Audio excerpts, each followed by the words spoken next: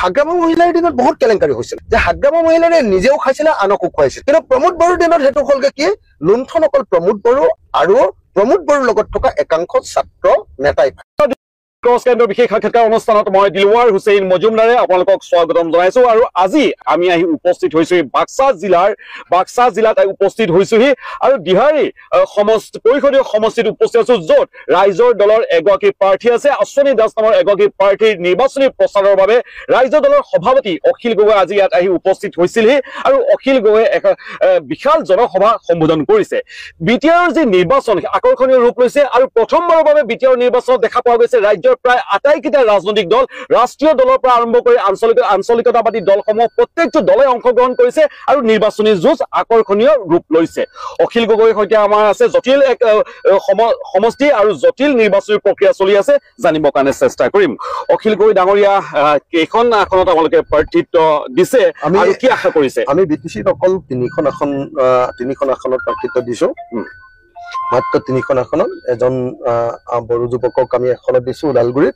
আৰু দুজন বড়ো নহয় অন্য জনগোষ্ঠীৰ মানুহ তেখেতসকলক ইয়াতে নিৰ্বাচনত উঠাইছো এজন শৰণীয়া কছাৰী দুজন শৰণীয়া কছাৰী আমি তেখেতসকলক নিৰ্বাচনত আপোনাৰ প্ৰতিদ্বন্দ্বিতা কৰাইছো আজি বিহিৰা বিধানসভা সমষ্টিত পৰিষদীয় সমষ্টি বিহিৰা পৰিষদীয় সমষ্টিত আজি মই কেম্পেইন কৰিবলৈ আহিছিলো ইয়াত অশ্বিনী দাস ডাঙৰীয়া তেখেত আমাৰ ৰাইজৰ দলৰ প্ৰাৰ্থী হয় আৰু তেখেতক ভোটদান কৰিবৰ কাৰণে অনুৰোধ কৰিবৰ কাৰণে ৰাইজৰ মাজলৈ আহিছিলো মোৰ কথাটো খুব স্পষ্ট যে কোকৰাঝাৰত বিটিচি এলেকাৰ মানুহৰ সমস্যাৰ প্ৰতিধ্বনি কেতিয়াও নুঠে যেনেকৈ অসম বিধানসভাত 126 জন বিধায়কৰ ভিতৰত ৰাইজৰ দলৰ এজন বিধায়কে আমি ৰাজ্যখনৰ মূল সমস্যাবিলাক তাত উত্থাপন কৰোঁ ঠিক তেনেকে বিটিএডিটো বা বিটিচি অঞ্চলৰ মানুহৰ সমস্যাসমূহ উত্থাপন কৰিবৰ কাৰণে আমাৰ ৰাইজৰ দলক ভোট দিব লাগে কেইটামান কথা উলুকিয়াম ইয়াতে মই ঘূৰিছো এইকেইদিনৰ পৰা বিটিআৰ অঞ্চলৰ বিভিন্ন প্ৰান্তলৈ গৈছো বড়ো অবড়ো প্ৰত্যেক জনগোষ্ঠীৰ লোকৰ সৈতে আমি কথা পাতিছো ইয়াতে দেখা পোৱা হৈছে সাংঘাতিক মানৱ অধিকাৰ মৌলিক অধিকাৰ খৰ্ব হৈ আছে যিসকল অজনজাতীয় লোকসকলৰ খৰ্ব হৈ আছে তেওঁলোকৰ মানৱ অধিকাৰ এইকাৰণে কৈছো যে তেওঁলোকৰ নাগৰিক অধিকাৰ পৰ্যন্ত ক'ৰবাত খৰ্ব হৈ আছে ইয়াৰ অঞ্চলৰ লোকসকলে মোক জনোৱা মতে তেওঁলোকে কোৱা মতে তেওঁলোকে নিজৰ মাটি বাৰী পৈতৃক সম্পত্তি তেওঁলোকে সন্তানে নিজৰ নামত কৰিব নোৱাৰে লগতে বিভিন্ন ধৰণৰ যিবোৰ নিযুক্তি প্ৰক্ৰিয়া দেখা পোৱা গৈছে চৰম বৈষম্য হোৱা বুলি কোৱা হৈছে সকলো জাতি জনগোষ্ঠীৰ নিজৰ নাগৰিক অধিকাৰ পাব লাগে সমান উন্নয়ন হ'ব লাগে প্ৰতিটো ৰাজনৈতিক দলে নিৰ্বাচনৰ সময়ত সমান উন্নয়নৰ শ্লোগান দিয়ে হয় কিন্তু বিগত সময়ছোৱাত 2003 চনৰ পৰা বিটিচি চুক্তি যেতিয়া হৈছিল আজিলৈকে সেই সমান উন্নয়ন দাবী পিছতো সম উন্নয়ন হোৱা নাই এই বিষয়টো আপুনি কি দৃষ্টিকোণ বিচাৰ কৰে আপুনি সঁচাকৈ এটা খুব গুৰুত্বপূৰ্ণ আৰু বিটিচিৰ ক্ষেত্ৰত মৌলিক প্ৰশ্নটো উত্থাপন কৰিছে সেইটো হ'ল যে বিটিচি এলেকাত যিমান মানুহ আছে তাৰ মাত্ৰ 30% মানুহে জনজাতি 70% মানুহে অজনজাতি আৰু অজনজাতি অবড়ো নাগৰিক এটা 70% মানুহৰ ভোটাধিকাৰ আছে কিন্তু ভোটাধিকাৰ থাকিলেও তেওঁলোকে নিজৰ ইচ্ছা সাপেক্ষে মুকলিমূৰীয়াকৈ ইয়াত ভোটদান কৰাৰ যিটো পৰিৱেশ লাগে সেইটো নাই কিছুদিনৰ আগলৈকেতো আচলতে ভোট দিবলৈকে নাপাইছিলে এতিয়া ভোট দিবলৈ বহুত ঠাইতে পায় বেছিভাগ ঠাইতে এতিয়া ভোট দিবলৈ পায় এতিয়াও কোনোবা ঠাইত ভোট দিবলৈকে নাপায় জোৰ জবৰদস্তি কৰি দাদাগিৰি কৰি উৎপাত কৰি মানুহৰ পৰা ভোট লোৱা হয় ভয় ভাবুকি প্ৰদান কৰি গতিকে নাগৰিক অধিকাৰ যে ইয়াতে উলংঘন হয় এইটো 100% খাটাং আনহাতে যিবিলাক মূল সমস্যা আপুনি তাৰ ভিতৰত ক'লে 1 নম্বৰ সমস্যাটো হ'ল যে ইয়াত মাটি বাৰীৰ সমস্যা হয় বিশেষকৈ যেতিয়া ইউপিপিএলে ইয়াত শাসন ক্ষমতালৈ আহিলে ইউপিপিএলে শাসন ক্ষমতালৈ অহাৰ পাছত এইটো বেছি স্পষ্ট হৈ গ'ল যে বিটিচি অঞ্চলৰ ভিতৰত থকা অবড়ো মানুহবিলাকৰ মাটি পুৰুষানুক্ৰমে খাই থকা যিখিনি মাটি তেওঁলোকৰ আগৰ পুৰুষৰ পৰা পিছৰ পুৰুষলৈ হস্তান্তৰকৰণৰ ক্ষেত্ৰত ব্যাপক বাধা আৰোপ কৰা হ'ল এনেকে কৈ নিদিয়ে যে দেউতাকৰ মাটি পুতেকৰ নামত নুঠিব এনেকে বুলি কৈ নিদিয়ে, কিন্তু ফাইলটো আবদ্ধ কৰি থৈ দিয়া কোনো পধ্যে কোকৰাঝাৰত ফাইলটো আগবাঢ়িবলৈ দিয়া নহয়, যাৰ ফলস্বৰূপে আচলতে নিজৰ দেউতাকৰ পৰা নিজৰ ককাকৰ পৰা এখন আপোনাৰ কেইবাজন মানুহৰ নামত থকা পট্টাখন তাত ফালি এজন ব্যক্তিৰ নামত উত্থাপন কৰিবৰ কাৰণে যি ব্যৱস্থা কৰিব লাগে সেই ব্যৱস্থাটো এতিয়া নাই। গতিকে মই ভাবো যে এই ক্ষেত্ৰত নিজৰ মাটি ভূমিৰ যি সমস্যা সেই সমস্যাটো BTC অঞ্চলৰ অনাবৰু ৰাইজৰ আটাইতকৈ ডাঙৰ সমস্যা। 1 নম্বৰ। 2 নম্বৰ ইয়াৰ নিযুক্তিৰ ক্ষেত্ৰত আমি দেখিবলৈ পাইছো যে BTC অঞ্চলৰ ক্ষেত্ৰত প্ৰমোদ বড়োৰ দিনত যিটো হৈছে নিযুক্তি আৰু ঠিকা 100% বড়ো মানুহে পাইছে, 100% আচলতে অনাবৰু ৰাইজ ইয়াৰ পৰা বঞ্চিত হৈছে। গতিকে ঠিকা টুকলি ব্যৱসায় বাণিজ্য তাৰপিছত চাকৰি এইবিলাকৰ ক্ষেত্ৰত আমি দেখিবলৈ পাইছো যে বড়ো ৰাইজৰ ক্ষেত্ৰত ব্যাপক আৰু সম্পাংগীন মানে অত্যাচাৰ কৰা হৈছে। আৰু এইটো হ'ল আমি দেখিছো যে প্ৰমোদ বড়োৰ UPPL চৰকাৰখনৰ আচলতে এটা প্ৰধান বৈশিষ্ট্য। গতিকে বাকীবিলাক কথা নকৈ মই চাৰিটা এই কথাকেইটা কৈ দিয়াৰ পাছত ভোটৰ ক্ষেত্ৰত কেনেকুৱা ধৰণৰ অত্যাচাৰৰ সন্মুখীন হয়, সম্পত্তি হস্তান্তৰৰ ক্ষেত্ৰত কেনেকে ধৰণে অসুবিধাৰ সন্মুখীন হৈছে, তাৰ পাছত আকৌ আপোনাৰ চাকৰি বাকৰিৰ ক্ষেত্ৰত কেনেকৈ অসুবিধাৰ সন্মুখীন হৈছে, ঠিকাৰ ক্ষেত্ৰত কেনেকৈ অসুবিধাৰ সন্মুখীন হৈছে, এই কথাকেইটা কোৱাৰ পাছতে BTC মানুহৰ প্ৰকৃত যে নাগৰিক অধিকাৰ ইয়াত সুৰক্ষিত নহয় সেই কথাটো প্ৰমাণিত হৈছে বুলি মই ভাবো। কিন্তু সকলো সা সুবিধা কিন্তু সুৰক্ষিত কৰি লৈছে প্ৰমোদ বড়োৱে। এইকাৰণে মই কৈছো যে আজি দি ক্ৰছ কাৰেণ্টে আমি এক্সক্লুচিভলি এটা তথ্য প্ৰকাশ কৰিছো যে প্ৰমোদ বড়োৱে তেওঁ নিৰ্বাচনী শপতনামাত, পুনৰ কৈছো প্ৰমোদ বড়োৱে তেওঁ নিৰ্বাচনী শপতনামাত তেওঁ পত্নীৰ নামত থকা 9টাকৈ সম্পত্তি 9টাকৈ স্থানত থকা মাটি বাৰীৰ যি তথ্য সেয়া লুকুৱাইছে। নিৰ্বাচনী শপতনামাত মাটি বাৰী সম্পত্তি লুকুৱাটো এক অপৰাধ, লগতে তেওঁ আচলতে তেওঁৰ যি প্ৰাৰ্থিত্ব সেয়া আচলতে কেঞ্চেল হ'ব লাগে। প্ৰমোদ বড়োৱে 9টাকৈ স্থানত তেওঁ পত্নীৰ নামত থকা মাটি বাৰী তথ্য লুকুৱাৰ আমি তথ্য সহকাৰে ইতিমধ্যে কেইবাটাও আমি বাতৰি প্ৰকাশ কৰিছো। আপুনি কি ক'ব এই মুহূৰ্তত? মানে এটা কথা ঠিক যে প্ৰমোদ বড়োৱে ছাত্ৰ নেতাৰ পৰা গৈ ৰাজনীতিলৈ সোমাই কিমান পৰ্যায়ৰ টকা ঘটিছে এইটো কল্পনা কৰিব নোৱাৰি। মই যেতিয়াই BTC অঞ্চললৈ আহো মানুহবিলাকে মোক কয় যে এইটো বৰ ভয়ানক কাণ্ড এটা ঘটিছে যে BTC অঞ্চলৰ প্ৰত্যেকটো ঠিকাতে 30% কমিশ্যন দিব লাগে। মইতো এইটো কথা শুনি আছো, 35% লৈকে শুনা পাইছো ইয়াতে, মোক 30% বুলি কয়। আৰু ইভেন ভাৰতবৰ্ষৰ চাগে ক'তো এনেকুৱা ঠাই নাই য'ত এটা ঠিকাত 30% কমিশ্যন ৰাজনীতি কৰা মানুহবিলাকে প্ৰশাসক বিলাকে এনেকৈ লৈ লয়। তেতিয়াহ'লে উন্নয়ন কেনেকে হ'ব? আৰু দ্বিতীয়তে হাগ্গামা মহিলাৰ দিনতে মেইন যিবিলাক কাম হৈ গ'ল, তাৰপিছত আৰু প্ৰমোদ বড়োৰ দিনত বিশেষ ধৰণৰ উন্নয়ন আমি দেখাই নাই। গতিকে এই যে প্ৰমোদ বড়োৱে দুহাতেৰে কেৱল নিজৰ নামত টকা ঘটিছে আৰু টকা ঘটাৰ পাছত এতিয়া এনেকুৱা ধৰণৰ এজন ছাত্ৰ নেতাই ইমান সোনকালে ইমান মাটি বাৰী কৰি পেলালে যে তেওঁ নিৰ্বাচনী শপতনামাত যদি সেই মাটি বাৰী বিলাকৰ হিচাপ দিয়ে তেতিয়াহ'লে গোটেই এটা বিস্ফোৰণ হ'ব, চাৰিওফালে জুই লাগিব, চাৰিওফালে মানুহে সাংঘাতিক ধৰণে হুলস্থুল লগাব। সেইকাৰণে নিৰ্বাচনী মানে আপোনাৰ হেৰিয়াত তেওঁলোকে নামি নিদিলে, কি কয় সেই সম্পত্তি বিলাকৰ তালিকাই নিদিলে। সেইকাৰণে মই ভাবো যে নিশ্চিতভাৱে নিৰ্বাচন কমিশ্যন অফ ইণ্ডিয়াই প্ৰমোদ বড়োৰ যি আপোনাৰ নমিনেশ্যন সেই নমিনেশ্যন কেঞ্চেল কৰাৰ ব্যৱস্থা কৰিব লাগে আৰু প্ৰমোদ বড়োৰ নমিনেশ্যন কেঞ্চেল কৰিবৰ কাৰণে আগবাঢ়ি আহিব লাগে। বিটিআৰ বিভিন্ন প্ৰান্তত মই ঘূৰিছো ফুৰিছো, ইয়াতে যিসকল নেতা তেওঁলোকৰহে উন্নয়ন হৈছে, সাধাৰণ ৰাইজৰ কোনো ধৰণৰ উন্নয়ন হোৱা নাই। এতিয়াও দুখীয়া নিচলা হৈছে সাধাৰণ ৰাইজে, বহু লোকে কোনো অৰুণোদয় আঁচনি পোৱা নাই, বহু লোকে ঘৰ এটা পোৱা নাই। এতিয়া আমি আজি দিনটোত মই খালবাৰী বজাৰত উপস্থিত আছিলো, সাধাৰণ ৰাইজৰ মনৰ কথা আমি জানিবৰ কাৰণে চেষ্টা কৰিছিলো। আনকি বহু লোকে কৈছে এইবাৰ তেওঁলোকে ভোট নিদিয়ে, কাৰণ ভোট দি একো লাভ নাই, কোনো তেওঁলোকৰ একো উন্নয়ন নকৰে। বিটিআৰবাসী ৰাইজৰ হাতত বিকল্প কি? মানে আচলতে অসমত যিমান অনুন্নয়ন হৈ আছে, উন্নয়ন হোৱা নাই, তাতোতকৈ ডাবুল অনুন্নয়ন আমাৰ বিটিআৰত হৈ আছে।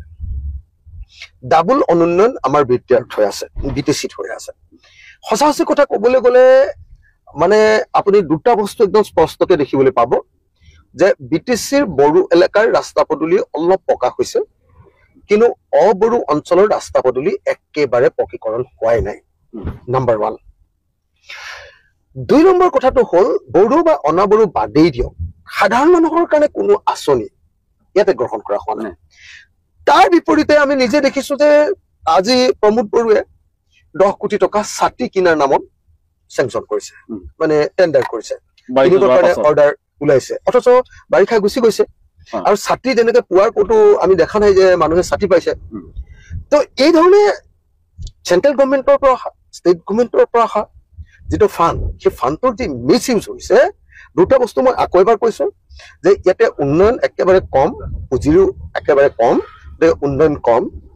কিন্তু উন্নয়নৰ ক্ষেত্ৰতো বৈষম্য হৈছে অবৰু অঞ্চলবিলাকত একেবাৰে উন্নয়ন নাই বড়ো অঞ্চলবিলাকত সামান্য ৰাস্তা পদূলি কেইটামান হৈছে আৰু 3 নম্বৰ মই কৈছো যে একদম সাধাৰণ মানুহৰ কাৰণে উন্নয়নমূলক কোনো ধৰণৰ আঁচনি গ্ৰহণ নকৰি যিকেইটা পইচা আহিছে সেইবিলাক ঠিকাদাৰক দি তাৰ পৰা ব্যাপক অংশ এটা লুণ্ঠন কৰাৰ বাহিৰে বেলেগ কোনো ব্যৱস্থা আমি ইয়াতে বিটিএডি অঞ্চলত দেখা নাই ঠিকাদাৰৰ কথা আপুনি উলিয়াইছে মোৰ মনত আছে মই কালিৰ দিনটোত মই মথনগুৰিত উপস্থিত আছিলো আৰু দুমনি এখন দলং কেৱল দুমনি নহয় তাতে উল্টাখুন্দা বুলি আৰু এখন দলং আছে এইবোৰ 5 বছৰ 8 বছৰ আগতে আৰম্ভ হোৱা আজিলৈকে সম্পূৰ্ণ হোৱা নাই লগতে মনোৰঞ্জন বৰ্মন নামৰ আন এগৰাকী ঠিকাদাৰ বৰ্তমান সেইজনে বিজেপিত যোগদান কৰি এতিয়া তেওঁ পৰিষ্কাৰ হৈ লৈছে ৱাচিং মেচিনত বিজেপিৰ সেই মনোৰঞ্জন বৰ্মৰ বিৰুদ্ধে 95 কোটি টকা আৰু এনেকুৱা 100 কোটি টকাৰ অভিযোগৰ কোনো ধৰণৰ চূড়ান্ত সিদ্ধান্ত হোৱা নাই উচিত বিচাৰ হোৱা নাই তদন্ত উচিতভাৱে তদন্ত হোৱা নাই গতিকে এইবোৰ 8 বছৰ 5 বছৰ 8 বছৰ পৰা পৰিত্যক্ত অৱস্থাত পৰি আছে কি ক'ব এই মুহূৰ্তত আচলতে বিটিচি প্ৰশাসনৰ যিসকল ৰাজনীতিক সেয়া প্ৰমোদ বড়োই হওক বা সেয়া হাগ্ৰামা মহিলাই হওক দিল্লী আৰু দিছপুৰে এওঁলোকক খাবলৈ দিছে লুটিবলৈ দিছে নেতাসকলক লুটিবলৈ দিছে নেতাসকলক লুটিবলৈ দি তেওঁলোকক জালত পেলাই আছে সদায় এইটো কাম কৰে সদায় কি কৰে জনজাতি ৰাইজক কি কৰে জনজাতি ৰাইজক ঠগিবৰ কাৰণে জনজাতি অঞ্চলবিলাকৰ সম্পদ লুণ্ঠন সদায় চেণ্টাৰে কৰে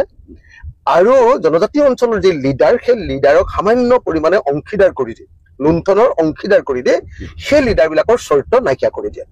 হাগ্ৰামা মহিলাৰ দিনত বহুত কেলেংকাৰী হৈছিলে কিন্তু হাগ্ৰামা মহিলাৰী আৰু প্ৰমোদ বড়োৰ মাজত পাৰ্থক্যটো আছিলে যে হাগ্ৰামা মহিলাৰে নিজেও খাইছিলে আনকো খুৱাইছিলে লুণ্ঠনৰ ক্ষেত্ৰত কিন্তু প্ৰমোদ বড়োৰ দিনত সেইটো হ'লগে কি লুণ্ঠন অকল প্ৰমোদ বড়ো আৰু প্ৰমোদ বড়োৰ লগত থকা একাংশ ছাত্ৰ নেতাই পায় তাৰ বাহিৰে আনে লুণ্ঠন কৰিবলৈ নাপায় তো এনেকে আমি দেখিবলৈ পাইছো যে আনকি দুৰ্নীতিৰ ক্ষেত্ৰতো মানে এটা কনচেন্ট্ৰেশ্যন এটা কেন্দ্ৰীভূত দুৰ্নীতিৰ কেন্দ্ৰবিন্দু কেইটামান গঢ়ি উঠিছে ইয়াৰ আগতে জানিবা হাগ্ৰামা মহিলাৰ দিনত ডিচেন্ট্ৰেলাইজেশ্যন অফ কৰাপশ্যন হৈছিলে এতিয়া চেন্ট্ৰেলাইজেশ্যন অফ কৰাপশ্যন হৈ প্ৰমোদ বড়ো বেছিকে ধনী হৈছে হাগ্ৰামা মহিলাতকৈ হয়তো ইতিমধ্যে ধনী হৈ গ'ল বুলি মই ভাবো তো আৰু এনেকৈ আমি দেখিবলৈ পাইছো যে অঞ্চলটোৰ অনুন্নয়ন অঞ্চলটোৰ মানুহৰ কোনো উপকাৰ হোৱা নাই কেইটামান ঠিকাদাৰ যেনেকৈ আপুনি মনো ব্ৰহ্মৰ কথা ক'লে তেনেকুৱা কেইটামান ঠিকাদাৰে মানে কাম নকৰাকে পইচা উলিয়াই লৈ গৈছে বহুত দলং এনেকুৱা আপোনালোকে দেখিবলৈ পাব বিটিএডিত তাৰ ভিতৰত আৰু এটা কাম হৈছে যে বিটিএডি অঞ্চলত হিমন্ত বিশ্ব শৰ্মাই আজি আপোনাৰ আদানীক মাটি দিবৰ কাৰণে আপোনালোকে নিশ্চয় দেখিছে পৰ্বতজোৰা যিটো আন্দোলন পৰ্বতজোৰাত এনেকৈ আপুনি দেখিছে যে আমাৰ হেৰিয়াত কি কয় আপোনাৰ আমাৰ ৰামদেৱক মাটি দিবৰ কাৰণে ব্যাপক অঞ্চল এটা ৰামদেৱক মাটি দিবৰ কাৰণে ব্যৱস্থা কৰিছে এনেকৈ এওঁলোকে কেৱল লুণ্ঠনে কৰা নাই এওঁলোকে কেৱল দিল্লীৰ আজ্ঞাবাহীয়ে খোৱা নাই প্ৰমোদ বড়ো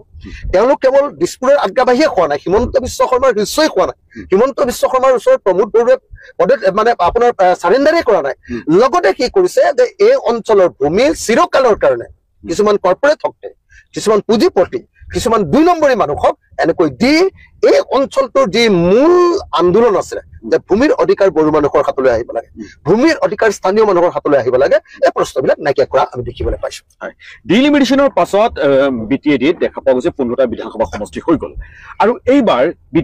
বিটিচি নিৰ্বাচনত দেখা পোৱা গৈছে যে আটাইকেইটা ৰাজনৈতিক দলে ইয়াতে অংশগ্ৰহণ কৰি আছে আগ্ৰাসী ৰূপত এইবাৰ আহিছে বিজেপি আৰু কংগ্ৰেছৰ কিমান ভেটি আছে আমি নাজানো কিন্তু দেখা পোৱা গৈছে যে 40টা সমষ্টিত অৱশ্যে 39টা সমষ্টিত তেওঁলোকৰ প্ৰতিদ্বন্দ্বিতা হ'ব সেই আটাইকেইটা সমষ্টিত প্ৰতিদ্বন্দ্বিতা কৰিছে কংগ্ৰেছে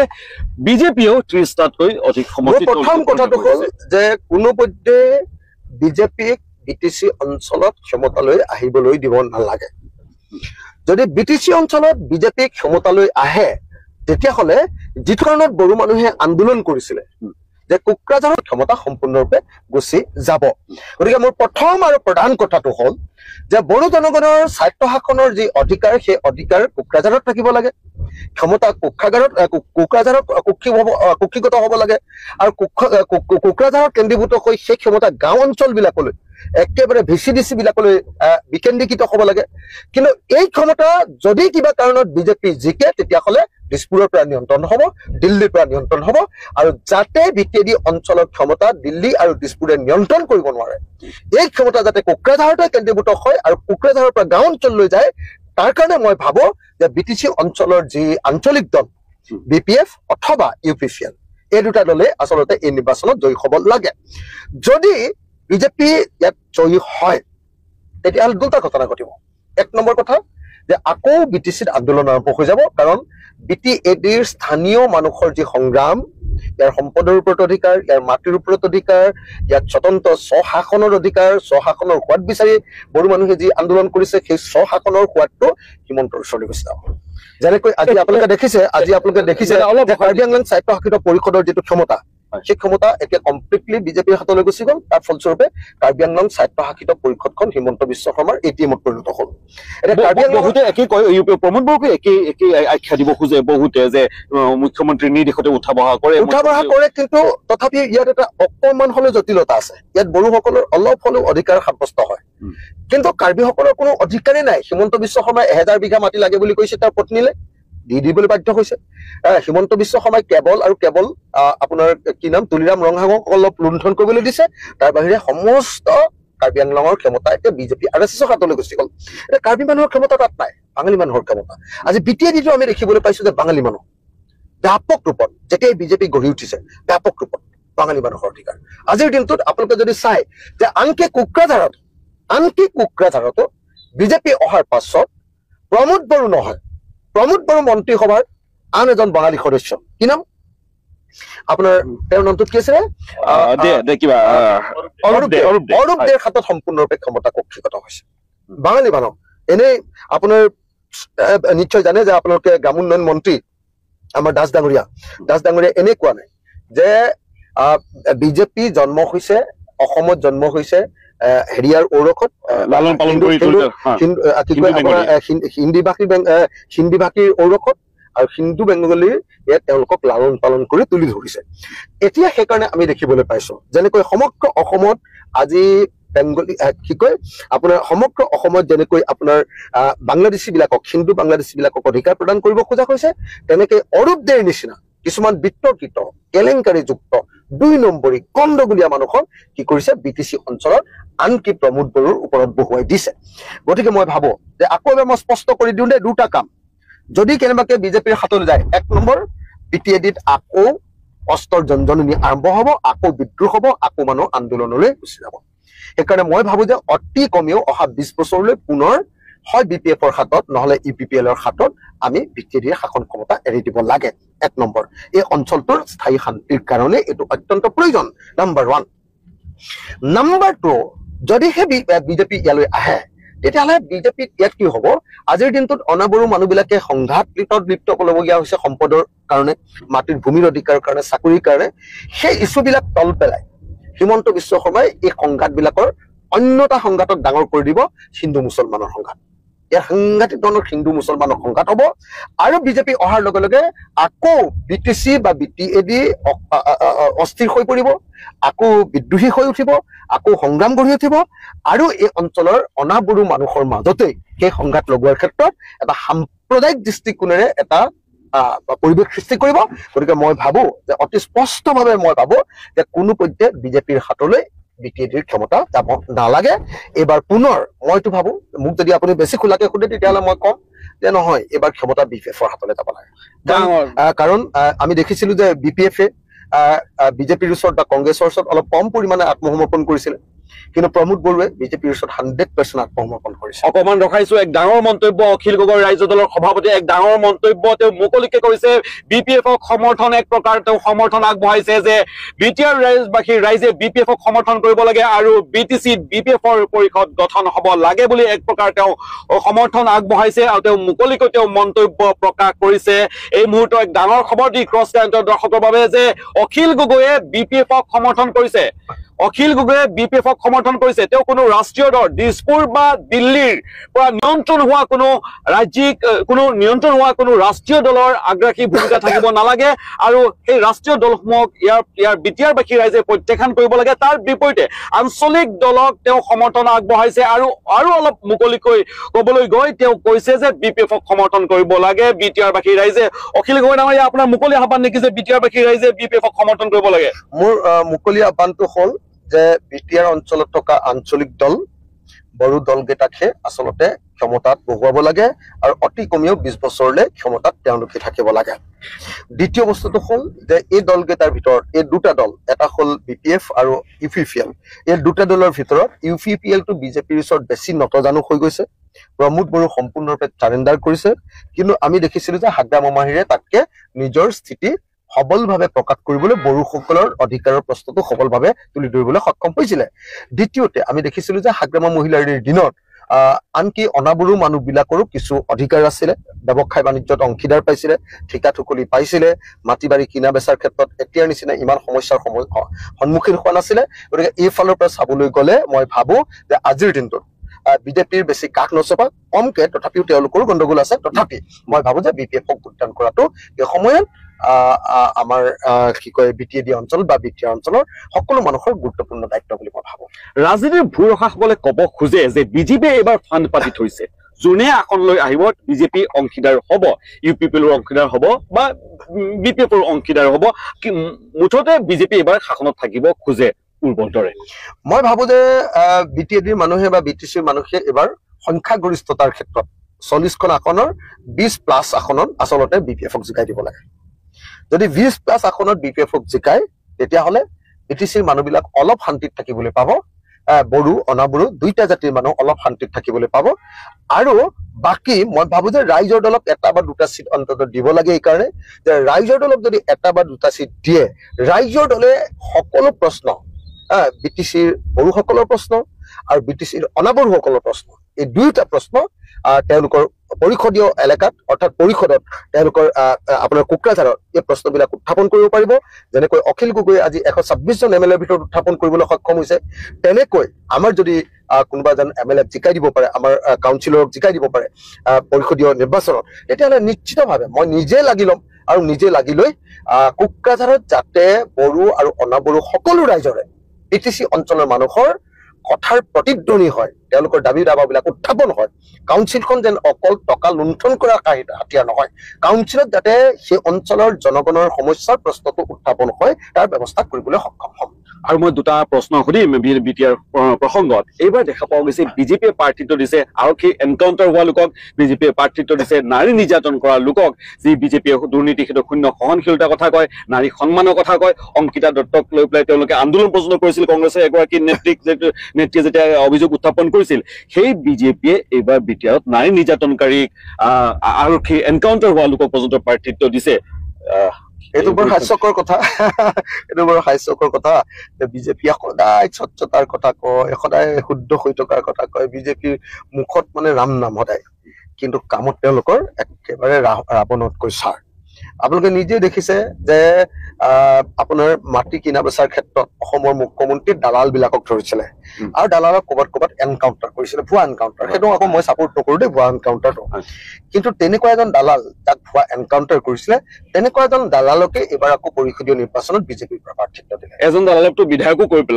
ল'লে এজন বিধায়কক এজন দালালক নহয় আজি যদি অশোক সিংঘাল চাই তেতিয়াও মাটিৰ কাম কৰে তেওঁ আপোনালোকে যদি ৰামেশ্বৰ তালুকদাৰ চাই তেওঁ এতিয়া জিএমডিৰ চেয়াৰমেন ফণী তালুকদাৰ বিধায়ক মানে মাটিৰ দালাল গোটেই মখা এতিয়া বিজেপিৰ ভিতৰুৱা মানুহ আৰু এতিয়া যিবিলাক মাটিৰ দালাল জীয়াই আছে সেইবিলাকো চব বিজেপিৰ মানে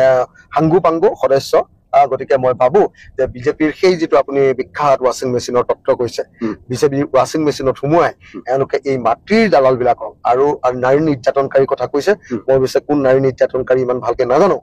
কিন্তু নাৰী নিৰ্যাতনকাৰীৰ কথা যিবিলাক কৈছে সেই কথাবিলাকো তেওঁলোকে কৰাটো স্বাভাৱিক বুলি ভাবো মই সেইকাৰণে ভাবো যে বিটিডি অঞ্চলৰ এই নিৰ্বাচনত আমি বিজেপিক প্ৰত্যাখ্যান কৰা দৰকাৰ বিটিআৰ প্ৰসংগত মোৰ শেষ প্ৰশ্ন তাৰ পাছত ৰাজ্যৰ ৰাজনীতি কিছু কথা পাতিম অখিল গগৈৰ সৈতে কিছু সময় পাইছো আৰু সেই সুবিধা লৈ লৈছো অখিল গগৈৰ গাড়ীত মই ওপৰত আছো এই মুহূৰ্তত তেওঁ যাত্ৰা কৰি আছে এঠাইৰ পৰা আন ঠাইলৈকে গতিকে সেই অকণমান সময় লৈ লৈছো সুযোগ সুবিধা বুজি লৈ কংগ্ৰেছৰ কোনো ধৰণৰ ভেটি নথকা স্বত্তেও এইবাৰ দেখা পোৱা গৈছে আটাইকেইখন আসনত কংগ্ৰেছে প্ৰাৰ্থী দিছে মই এটা প্ৰশ্ন আৰু মোৰ প্ৰশ্ন দীঘলীয়া হ'ব তৰুণ গগৈৰ সময়ত আমি দেখা পাইছো তৰুণ গগৈয়ে সেই যি ৰাজনৈতিক ক্ষমতা সেয়া বিটিআৰৰ নিজৰ মানুহৰ হাতত তেওঁ অৰ্পণ কৰিব বিচাৰিছিল গৌৰৱ গগৈ সভাপতি হোৱাৰ পাছত এক ইউ-টাৰ্ণ দেখা পোৱা গৈছে য'ত তেওঁ আটাইকেইটা সমষ্টিত প্ৰাৰ্থী দি পাই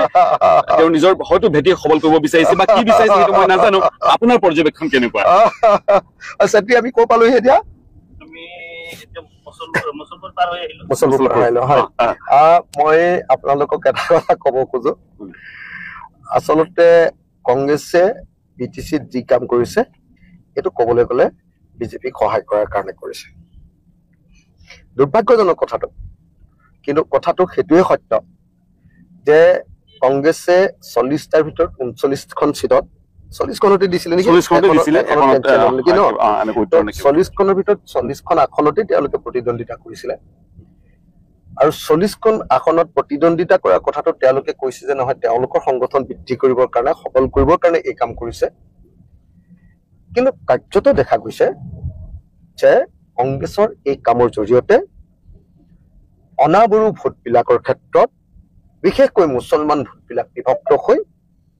বিজেপিক সুযোগ আনি দিবৰ কাৰণে আৰু বিপিএফক পৰাজিত কৰাৰ কাৰণে সুচল হৈ পৰিছে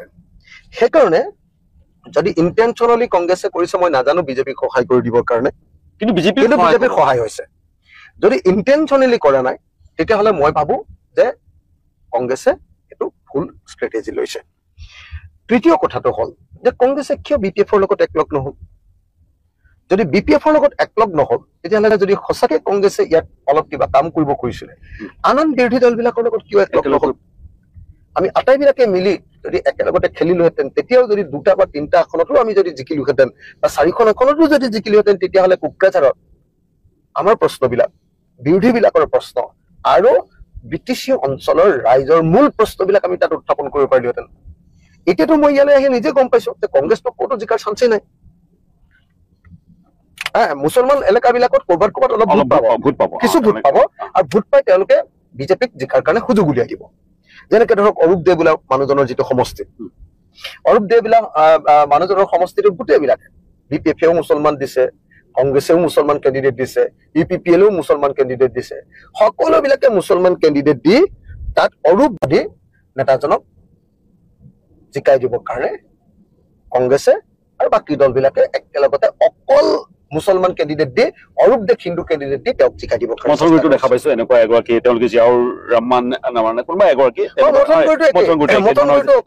তাতে সংখ্যালঘু নিৰ্ণায়ক ভোট আছে সংখ্যালঘু আটাইতকৈ বেছি ভোট আছে কিন্তু মথনগুৰিত আমি দেখিবলৈ পাইছো যে তাতে কংগ্ৰেছে সংখ্যালঘু দিছে বিপিএফে সংখ্যালঘু দিছে তাৰপিছত এজিপিয়ে সংখ্যালঘু দিছে আকৌ এজিপিয়ে সংখ্যালঘু দিছে নাই মই নাজানো নাই দিয়া চাগে আৰু আপোনাৰ তাৰ বিপৰীতে কিন্তু আমি দেখিবলৈ পাইছো যে তাত ইউপিপিএলক জিকি দিবৰ কাৰণে সুযোগ প্ৰদান কৰিবৰ কাৰণে কংগ্ৰেছে সেই ঠাইতে মুছলমান কেণ্ডিডেট দিছে গতিকে কংগ্ৰেছৰ এই যি বিকেডিৰ যিটো ষ্ট্ৰেটেজি এই ষ্ট্ৰেটেজিটো মই কওঁ যে এইটো গণতন্ত্ৰৰ বিৰুদ্ধে লোৱা ষ্ট্ৰেটেজি কংগ্ৰেছৰ এই ষ্ট্ৰেটেজিটোক মই কওঁ যে বিজেপিক সহায় কৰাৰ ষ্ট্ৰেটেজি কংগ্ৰেছক এই স্থিতিটোক মই কওঁ যে বিটিএডি অঞ্চলৰ ৰাজনীতি বুজি নোপোৱাকৈ বিটিএডি অঞ্চলৰ ৰাইজৰ সহায় নোহোৱাকৈ বিটিএডি অঞ্চলৰ ৰাইজক অধিক পৰিমাণে বিজেপিৰ গ্ৰাসত পেলাই দিবৰ কাৰণে বা বিজেপিৰ সহযোগী ইউপিপিএলৰ গ্ৰাসত পেলাই দিবৰ কাৰণে আচলতে কংগ্ৰেছে সহযোগিতা আগবঢ়ালে সেইকাৰণে মই ভাবো যে বিটিচি ইলেকশ্যনৰ ক্ষেত্ৰত কংগ্ৰেছৰ ভূমিকা নিতান্তই নেতিবাচক নিতান্তই সংশয়মূলক আৰু নিতান্তই গৰিহণাযোগ্য অত্যন্ত গুৰুত্বপূৰ্ণ মন্তব্য সেই ভূমিকাক চোকা সমালোচনা কৰে ৰাজ্য দলৰ সভাপতি অখিল গগৈয়ে কয় কংগ্ৰেছৰ এই সিদ্ধান্তই কিন্তু বিজেপিৰ সহায় হ'ব এই সিদ্ধান্তৰ বাবে পুনৰ আৰু সেইকাৰণে তেওঁ এই যি মন্তব্য কৰিছে সেই মন্তব্যৰ প্ৰভাৱ পৰৱৰ্তী সময়ত কেনেকুৱা হয় সেয়া কিন্তু লক্ষণীয় হ'ব এই মুহূৰ্তত মই দুটামান ৰাজ্যিক পৰ্যায়ৰ দুটামান প্ৰশ্ন কৰিব খুজিছো অকণমান ৰৈ দিব নেকি নতুনকে কৰোঁ আমি হয়